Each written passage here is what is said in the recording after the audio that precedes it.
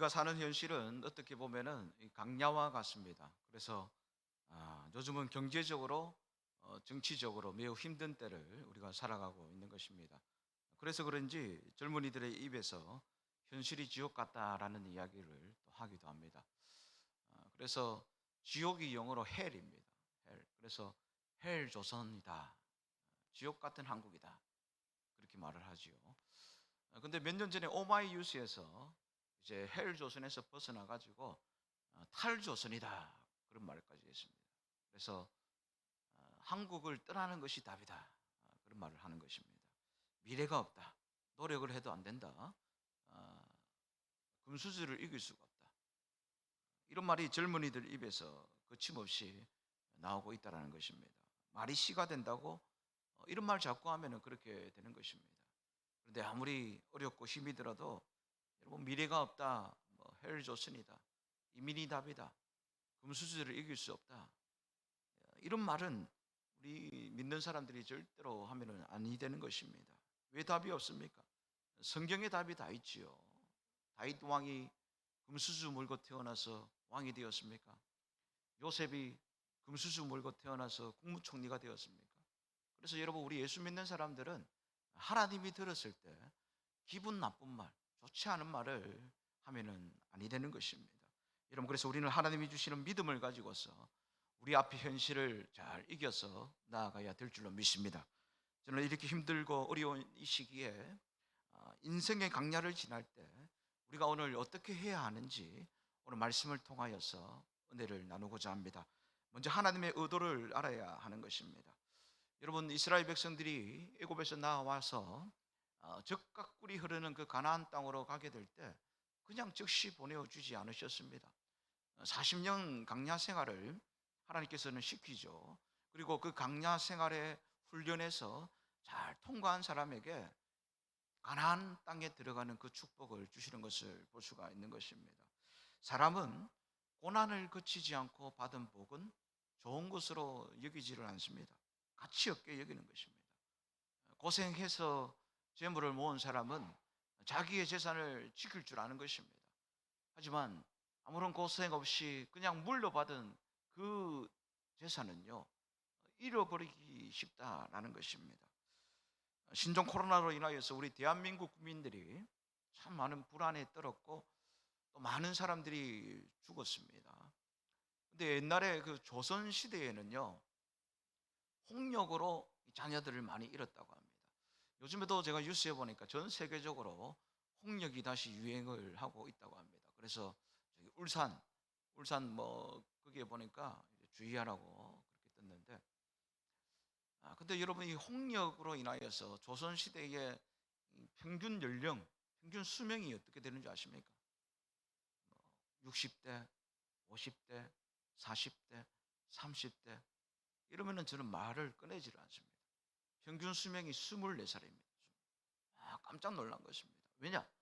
홍역으로 인하여서 사람들이 다 죽었다라는 것입니다. 그래서 홍역을 통하여서 사람들이 죽는데 옛날에는 그런 말을 했죠. 홍역을 이기면은 벼슬을 했다. 그런 말이 있는 것입니다. 저희 어머니가 그랬습니다. 은진아, 너는 홍역을 안 했다.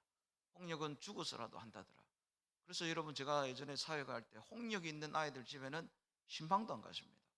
홍역 걸릴까 봐. 예. 그래서 그냥 쉽게 지나간 것 같은데 어쨌든 이 홍역을 이기게 되면은 건강한 사람, 강한 사람으로 태어나게 되는 것입니다. 여러분 강야는 어떻게 하다 보니 살게 된 것이 아니고 우연히 거기서 살게 된 것이 아닙니다. 강야는요 하나님의 계획이었고 의도였던 것입니다. 여러분 강야는 하나님이 의도적으로 훈련을 위하여서 만들어 놓으신 장소인 것입니다.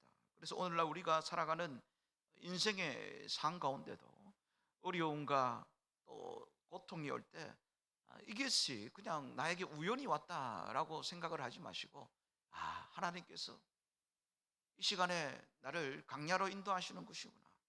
하나님이 계획하신 것이 있구나. 그래서 내 삶에, 내 가정에, 우리 교회에, 이 나라와 이 민족 위에 이 강야의 어려움이 왔다라고 생각을 하시고 여러분 그럴 때마다 우리 하나님 앞에 엎드리시는 우리 모두가 다 되시기를 바랍니다. 여러분 예수님도 공생애를 하시면서 가장 먼저 광야에서 이 40일 동안 사단에게 시험을 받으셨습니다. 그런데 여러분 우리가 성경에 보면은 예수님께서 시험을 받고 싶어서 받으신 것이 아니라 성령이 예수를 광야로 몰아내셨다 이렇게 말씀을 합니다. 즉 이것을 성령이 주도하셨다라는 말인 것입니다. 마가복음 1장 12절에서 13절에 성령이 곧 예수를 광야로 몰아내신지라 광야에서 40일을 계시면서 사탄에게 시험을 받으시며 들짐승과 함께 계시니 천사들이 수종들더라. 여기에 보니까 예수님을 성령께서 광야로 몰아내셨다 이렇게 말을 합니다. 예수님은 40일 동안 광야에서 훈련을 받으신 것입니다. 여기서 예수님은 세 가지의 시험을 받으셨는데 이것은 역시 이스라엘 백성들이 광야에서 받은 시험과 비슷한 것입니다. 여러분 하나님의 아들 예수님도 이 땅에 오셔서 공생애 하시기 전에 40일의 그 광야의 시간을 보내었는데 하물며 우리라고 여러분 이 광야의 삶을 보내지 않을 수가 있겠습니까? 여러분 우리가 앞으로 살아갈 날이 얼마 될지 모르지만 앞으로도 우리에게는 이 광야의 어려움, 고통의 시간들이 우리에게는 반드시 찾아온다라는 것을 알 수가 있는 것입니다. 그래서 여러분 힘들고 어려우면은 이것은 하나님이 인도하신 광야이구나. 여기서 하나님께서 이 광야를 만드신 그 의도와 그 목적을 잘 깨달아 가지고 이 계획에 여러분 그 시험에 합격하는 자가 되어서 오늘 하나님 앞에 영광스러운 가나안의 주인공이 되어야 되겠다고 다짐하시는 우리 모두가 다 되어지시기를 바랍니다. 하나님이 광야로 인도하신 그 의도의 목적이 무엇입니까? 오늘 본문 2절에 보니까 내 하나님 여호와께서 이 40년 동안에 내게 광야길을 걷게 하신 것을 기억하라. 이는 너를 낮추시며 너를 시험하사 내 마음이 어떠한지 그 명령을 지키는지 지키지 않는지 알게 하려 하심이라. 여러분 하나님이 광야로 우리를 인도하고 의도하신 목적이 무엇이라고 말을 합니까? 오늘 우리를 낮추기 위함이다. 또 뭐라고 말씀하죠? 하나님의 말씀에 순종하는지 순종하지 않는지 알게 위함이다. 그렇게 말씀을 해줍니다. 여러분 그래서 광야는 순종 테스트의 현장이었습니다. 광야는 하나님의 보호하심 없이는 인도하심이 없이는 한순간도 살 수 없는 곳이다 라는 것을 가르쳐 주는 것입니다. 여러분 그래서 우리가 인생의 광야에서 우리가 살아간다고 하는 것은 여러분 100% 하나님의 은혜인 줄로 여러분 생각하셔야 되는 것입니다. 광야는 어떤 곳입니까? 필요한 것은 없고 필요 없는 것이 있는 곳입니다. 여러분 사람이 살아가면서 제일 필요한 것이 물입니다. 근데 광야에는요 물이 없어요. 양식도 없습니다. 근데 필요 없는 그 뜨거운 태양빛만 강하게 내리쬐는 것이었습니다. 그 모래속에는 불뱀과 정갈이 있습니다. 여러분 이 불뱀과 정갈에 물리게 되면은 한 세 걸음 가서 그대로 그냥 쓰러져서 죽는 것입니다. 이런 곳에서 하나님께서 각인시켜 주시는 것이 무엇이냐? 하나님의 도우심, 하나님의 보호하심이 없다면은 한순간도 살 수가 없다라는 것입니다. 여러분 힘들고 어려울 때가 있지요. 여러분 그때 생각하셔야 되는 것입니다. 하나님의 인도와 도와주심이 없으면은 나는 한순간도 살아갈 수가 없구나. 그래서 이것을 기억하셔야 되는 것입니다. 여러분 이 광야에서 오늘 이스라엘 백성들에게 하나님께서 어떤 것을 주셨죠? 구름 기둥과 불 기둥을 주시는 것입니다. 출애굽기 13장 22절. 낮에는 구름 기둥, 밤에는 불 기둥이 백성 앞에서 떠나지 아니하니라. 그래서 여러분 이스라엘 백성들은 하나님께서 구름 기둥과 불 기둥을 주셔 가지고 하나님께서 그들을 떠나지 아니하셨다라는 그 증거로 이스라엘 백성들에게 하나님이 주시는 것입니다. 이것은 철저하게 하나님께서 함께 해 주셨다는 그 증거인 것입니다. 이스라엘 백성들은 구름 기둥, 불 기둥만 보고 따라가면 되는 것입니다.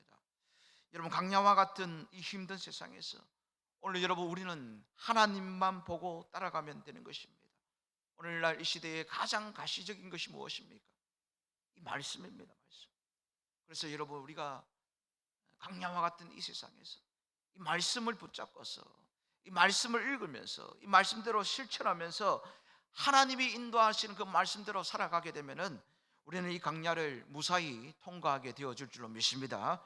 여러분, 강야에서 하나님이 하신 일이 보호와 징계였습니다. 여러분, 무슨 일이 있든지 의도하는 것에는 반드시 목적이 있는 것입니다. 하나님은 강야 생활을 통하여서 이스라엘 백성들이 하나님의 명령을 지키는지 지키지 않는지 알기 위함이다라고 말씀을 하십니다. 이것이 바로 순종 테스트입니다. 그래서 순종하지 않고 자기 마음대로 자기 고집대로 사는 자를 하나님은 오늘 본문에 보니까 징계하신다 이렇게 말씀합니다. 5절에 보니까 너는 사람이 그 아들을 징계한 같이 내 하나님 여호와께서 너를 징계하시는 줄 마음에 생각하고.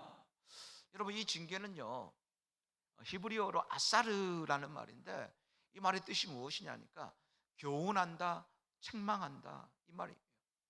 이게 무슨 말이냐니까 하나님께서 하나님의 사랑하는 백성들에게 징계를 주시는 것은 멸망시킬 목적이 아니라 개조시킬 목적으로 하나님께서 징계를 주신다는 사실입니다. 대표적으로 하나님께서 징계하신 그 말씀이 하나님께 불순종하다가 이제 징계를 받은 것이 바로 불뱀 사건입니다. 민수기 21장 말씀해 보니까 어느 날 이스라엘 백성들이 하나님을 원망을 하기 시작합니다. 왜냐? 가나안 땅에 들어갈 수 있는 짧은 길이 있는데 하나님은 지금 돌아가게 하는 것입니다. 그러니까 이 백성들이 하나님 앞에 원망하기 시작하는 것입니다.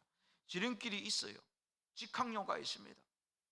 그런데 하나님은 정반대 방향으로 인도를 하시는 것입니다. 이것으로 인해서 지금까지 쌓였던 그 분노가 폭발하게 됩니다.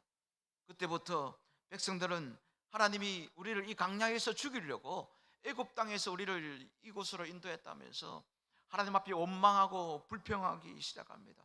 이 강야는 물도 없고 매일 내리는 만나도 이제는 하찮은 음식이라고 그렇게 말을 하는 것입니다. 민수기 21장 4절에서 5절에 백성이 호르산에서 출발하여 홍해 길을 따라 에돔 땅을 우회하려 하였다가 길로 말미암아 백성의 마음이 상하니라. 백성이 하나님과 모세를 향하여 원망하되 어찌하여 우리를 애굽에서 인도해 내어 이 강야에서 죽게 하는가? 이곳에는 먹을 것도 없고 물도 없도다. 우리 마음이 이 하찮은 음식을 싫어하노라 하며. 여러분, 이스라엘 백성들이 자기들이 기분이 좋을 때는 이 만나를 뭐라고 했는지 아십니까? 꿀 섞은 과자다 그렇게 말을 했습니다. 출애굽기 16장 31절에 이스라엘 족속이 그 이름을 만나라 하였으며 가시같이 희고 맛은 꿀 섞은 과자 같았더라. 꿀 섞은 과자 같았다 해놓고 이제 엉망이 터져 나오니까 이 만나를 뭐라고 하느냐? 하찮은 음식으로 폄하시켜 버리는 것입니다. 여러분, 불평은 모든 것을 불평하게 하는 힘이 있는 거예요. 원망은 아무리 좋은 것도 미운 것으로 보이게 하는 힘이 있다는 것입니다. 그때 갑자기 불뱀이 나와가지고 이스라엘 백성들을 다 물었습니다. 그래서 이스라엘 백성들이 많이 죽게 되는 것입니다. 민수기 21장 6절에 여호와께서 불뱀들을 백성 중에 보내어 백성을 물게 하심으로 이스라엘 백성 중에 죽은 자가 많은지라. 여러분, 저는 불뱀에 안 물려봐서 모르겠는데 세상에서 제일 큰 고통이 뭐냐? 불뱀에 물리는 거라고 합니다. 그래서 불뱀에 물리면은 그 고통은 정말 말로 할 수 없을 만큼 너무나 힘들다고 아프다고 합니다. 원망의 입에서 고통 소리가 나오게 되는 것입니다. 여러분, 오늘 내가 원망하면 내일 나의 입에서는 고통의 비명 소리가 나오게 되어진다라는 것을 알 수가 있는 것입니다. 그리고 그들은 다 고통 속에서 쓰러져 죽어갔습니다. 오늘 여러분, 우리가 강야 같은 세상에서 하나님을 믿는 자는 원망하면 안 된다라는 것을 오늘 말씀을 통해서 우리에게 알려주고 있는 것입니다. 사랑하는 우리 성도 여러분, 살다 보면 힘들고 어렵고 좀 원망하고 싶을 때가 있죠. 하지만 우리는 살아계신 하나님 앞에서 오늘 이 말씀을 통하여서 절대로 원망하지 않고 믿음 생활 잘 하시는 우리 모두가 다 되어지시기를 바랍니다. 여러분, 지금 힘든 것은 사실입니다. 그래도 옛날에 비하면은 참 좋은 시대에 살아가고 있습니다. 제가 한 20년 전에 시골에 경남 합천에 간 일이 있습니다. 저희 외삼촌이 지금은 천국에 가셨는데 합천에서 목회를 하셨습니다. 그때 20년 전에 제가 화장실을 보고서 깜짝 놀랐습니다. 왜? 다 수세식으로 다 바뀌어 있어요. 또 보니까 비데가 딱 설치되어 있는 거예요. 와, 이 참 좋은 화장실이구나 그렇게 생각을 했어요. 제가 10년 전에 다른 교회에서 사역을 할 때 대신방을 갔습니다. 대신방을 갔다가 저는 뭐 어떤 가정의 신방을 가더라도 이제 그 가정에서 볼일을 보지 않는데 그때는 참 급했던 모양입니다. 그래서 이제 볼일을 보고 물을 딱 내리는데 변기 구멍에서 물이 쫙 이렇게 나오더라고요. 이게 뭡니까? 비데라는 거예요. 여러분, 우리나라가 잘 사는 나라입니까? 못 사는 나라입니까? 잘 사는 나라예요. 미국 사람들이 여러분 우리나라에 와가지고 깜짝 놀란다는 거예요. 왜? 미국에는 부잣집에나 그 설치되어 있을 그 비데가 고속도로 그 공중 화장실에도 설치되어 있는 것을 보고서 깜짝 놀란다는 것입니다. 여러분 집에 냉장고 없으신 분 계십니까? 손 들어 보세요 하면 아무도 손 안 들어요. 그러면 여러분 집에 냉장고 한 대 있는 분 계십니까? 라고 손 들어 보세요 물으면은 아무도 안 들어요. 왜냐? 집집마다 냉장고가 기본이 두 대입니다. 그래서 한 대는 일반 냉장고, 한 대는 뭐 집채만한 그 김치 냉장고가 있는 거예요. 또 어떤 집은 뭐 두 대가 아니라 뭐 세 대, 네 대, 다섯 대까지 있는 것을 제가 한번 보았습니다. 여러분, 이만큼 우리나라가 살기 좋아요. 요즘에는 이 시골에 가도 그 냉장고가 있어요. 김치 냉장고가 다 있죠. 우리 구미에서도 이 시골 지역 있죠. 거기에 가면은 김치 냉장고가 있는 거예요. 그래서 제가 궁금해가지고 그 냉장고 2023년도 판매 순위 1위가 어딘지 보니까 딤체 냉장고입니다. 딤체. 또 궁금해가지고 왜 딤체인가 이렇게 찾아보니까 여러분 옛날에 이, 이 배추를 소금에 절인 것을 뭐라고 했냐니까 딤체라고 했습니다. 딤체. 딤체가 이제 발전이 돼가지고 김치가 되고 김치가 발전이 돼가지고 오늘날의 김치가 되어진 것입니다. 그렇다는 겁니다, 여러분.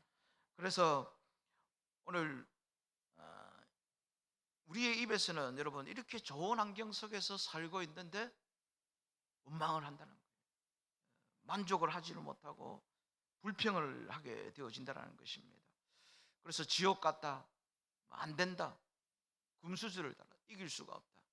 오늘 사랑하는 우리 인동교회 성도 여러분들, 여러분 우리는 이 고난과 이 시련을 인내하면서 우리 하나님 앞에 감사하면서 나아갈 때 하나님께서는 이 강약 끝에 반드시 오늘 우리를 위하여서 복된 가나안을 준비하고 계시는 줄로 믿습니다. 그래서 여러분 우리가 희망을 버리지 말아야 하는 것입니다. 하나님은 지금도 우리에게 어려움을 통하여서 또 우리 자신을 우리 민족을 개조시키기를 원하시는 것입니다.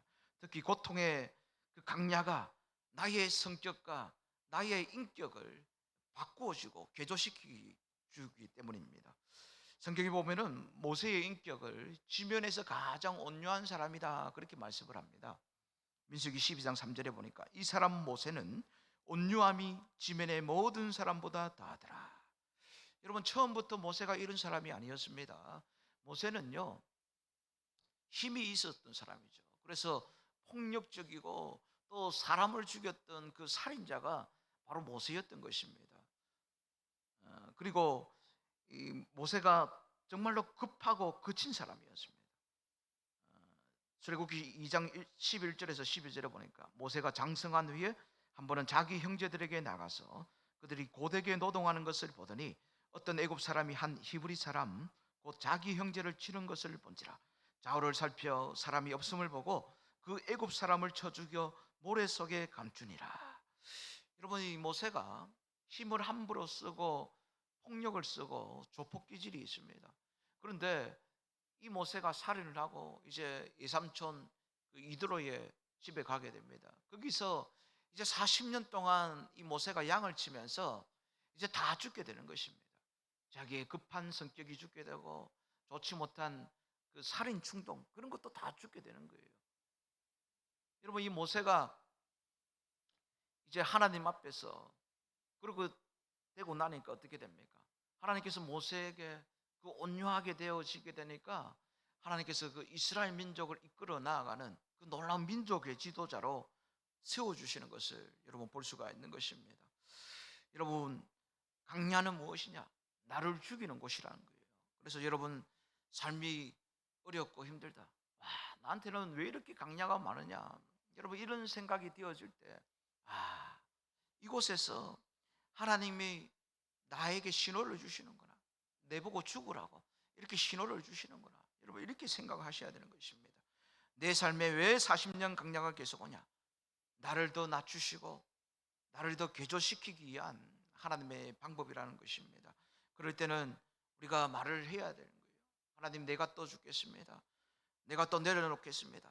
그러면은 하나님께서 우리에게 가나안을 주시는 것입니다. 그때 하나님은 모세를 들으시는 것을 볼 수가 있는 것입니다. 또한 여러분, 말씀에 순종하는 삶이 강야의 삶의 원칙인 것입니다. 강야의 삶의 절대적인 원칙이 무엇이냐니까 하나님의 말씀대로 순종하면 살고 불순종하면 죽는다라는 것입니다. 오늘 3절 말씀에 보니까 너를 낮추시며 너를 줄이게 하시며 또 너도 알지 못하며 내 조상들도 알지 못하던 만나를 내게 먹이신 것은 사람이 떡으로만 사는 것이 아니요 여호와의 입에서 나오는 모든 말씀으로 사는 줄을 내가 알게 하려 하심이니라. 여러분, 신명기 8장 말씀은 우리 예수님께서 공생애 하시기 전에 40일 동안 마귀에게 시험을 받으셨을 때 마귀가 돌로 떡이 되게 하라고 할 때 우리 예수님께서 인용하신 말씀입니다. 강야에서 예수님께서 인용하신 말씀은 사람이 떡만 있으면 되는 것이 아니라는 것입니다. 하나님의 말씀에 순종해야만 되어진다라는 것입니다. 여러분, 그래서 예수님의 말씀은 압축 파일입니다. 이스라엘 백성들이 40년 강야 생활을 했습니다. 그런데 예수님은 강야 며칠을 하셨습니까? 40일을 하셨습니다. 그래서 여러분, 우리도 마찬가지예요.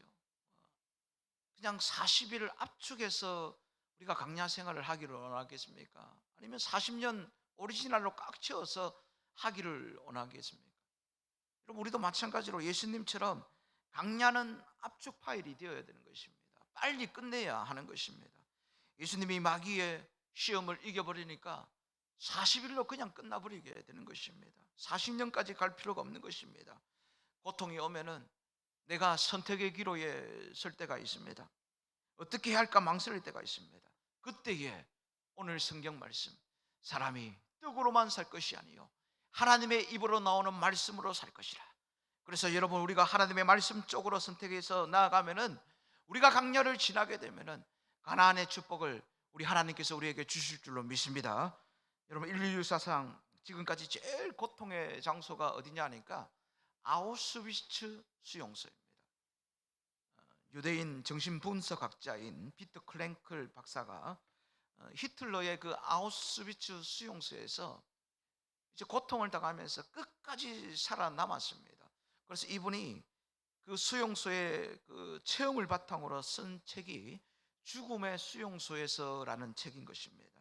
그가 수용소에서 겪었던 극한 상황을 진솔하게 다 기록을 했습니다. 그리고 마지막까지 살아남은 사람은 체력이 뛰어난 사람이 아니었습니다. 재능이 뛰어난 사람도 아니었던 것입니다. 믿음의 정신력을 가지고서 희망을 바라보는 사람이 끝까지 그곳에서 살아남더라는 것입니다. 여러분, 아무리 내가 좋은 환경에 있어도 믿음이 없으면 그 사람은 쓰러지게 되는 것입니다. 내가 정말 어려운 병에 걸려서도 어떤 어려운 환경 가운데 있든지 우리가 믿음의 정신력을 가지고 나아가게 되면은 우리는 그곳에서 이기고 또 살아가게 되어지는 것입니다. 그래서 그는 하루에 물 한 컵을 주면은 반은 마시고 반은 그 물을 가지고서 세수를 하고요. 유리 조각을 가지고 면도를 하면서 참 다른 사람이 보았을 때 좋은 모습을 유지했다고 합니다. 그래서 그 간수들이 보고 이제 이 사람이 죽을 것 같다. 그러면은 그 사람을 데리고서 생체 실험장으로 데리고 가는 거예요. 그런데 이 프랭클은요, 항상 건강한 모습을 가지고 있었다는 거죠. 그러니까 프랭클을 끌고 가지 못합니다. 다음 날도 생체 실험실, 가스 실험실로 또 사람들을 끌고 갑니다. 다 죽음이 당하게 되는 것입니다. 그리고 빵을 주면은 그는 다 먹지 않고 넉넉한 마음으로 옆에 있는 사람에게 나눠 주었다는 것입니다. 그래서 그 사람이 살고 힘을 얻는 것을 보면은 이 프랭클은 행복을 느꼈다는 것입니다. 그 마지막까지 사는 사람은 바로 하나님의 말씀대로 남을 도와주고 또 배려해주고 행복해하는 사람이 제일 오래 살더라는 것입니다. 여러분, 이 세상 오래 살고 싶습니까? 그러면 여러분, 우리도 배려하는 마음을 가지고 남을 도와주고 내가 또 기쁨을 찾을 때, 믿음의 정신력을 가질 때 우리는 여러분 건강하게 오래 살게 될 줄로 믿습니다. 그러면 내가 살려고 그냥 동네 음식을 빼앗아 먹은 사람은 어떻게 되느냐? 그냥 일찍 죽더라는 거예요. 하지만 어떤 상황에서도 참고 인내하고 즐겁고 믿음의 정신력을 가지고 나아가면은 하나님은 끝까지 오늘 우리의 삶들을 인도하여 주시는 것입니다. 여러분, 이 세상에서 제일 좋은 종합 비타민이 무엇입니까? 예수 그리스도의 그 사랑을 가지고서 남을 배려할 때 나에게서 올라오는 그 엔돌핀이 여러분 오늘 우리에게 가장 좋은 비타민이 되어지는 것입니다. 마지막으로 광야 훈련을 마치고 들어갈 가나안 땅은 어떤 곳이라고 말씀을 합니까?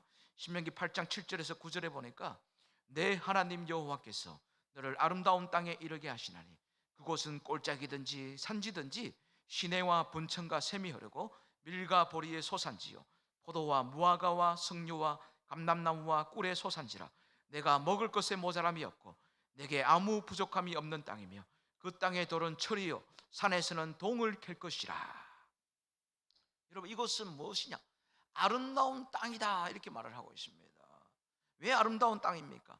골짜기와 산에 샘과 분천이 있다고 합니다. 여러분, 분천이 무엇입니까? 땅 속에서 솟아나는 샘입니다. 광야에서는 물 한 방울 있지 않았는데 하나님께서 인도해 주신 그 가나안 땅에는 물이 넘쳐 흐른다는 것입니다. 또 말씀해 보니까 양식이 풍부하다. 밀과 보리와 포도와 무화과와 석류와 감람나무 꿀의 소산지다. 각종 건강식품이 다 있어요. 양식이 너무나 풍성한 것이 광야라는 것입니다. 아니, 가나안 땅이라는 것입니다. 그 광야에는 무엇만 있었습니까? 광야에는 만나밖에 없었습니다. 근데 하나님이 인도해 주신 그 가나안 땅은 양식이 풍성한 땅이라는 것입니다. 또 무엇이냐? 땅의 돌은 철이요 산에서는 동을 캘 것이라. 여러분, 이게 무엇입니까? 지하 자원이 풍성하다는 사실입니다. 오늘 사랑하는 이곳에 앉아 계시는 우리 인동교회 성도 여러분들, 여러분, 우리는 지금 강야와 같은 어려운 삶을 여전히 살아가고 있습니다. 하지만 우리가 순종과 감사로서 우리가 하나님이 주시는 훈련을 잘 통과하게 되면은 하나님께서는 결국은 우리들을 축복의 땅 가나안에 이르게 하여 주실 줄로 믿습니다. 현실만 바라보고 그래서 우리가 원망하는 자가 되어지는 것이 아니라 주님께서 나에게 주실 복된 가나안을 바라보면서 날마다 감사하며 날마다 하나님 앞에 기도하여서 하나님께서 끝내 우리에게 주시는 가나안을 모두 다 받을 수 있는 오늘 우리 모두가 다 되어지시기를 주님의 이름으로 기도드립니다.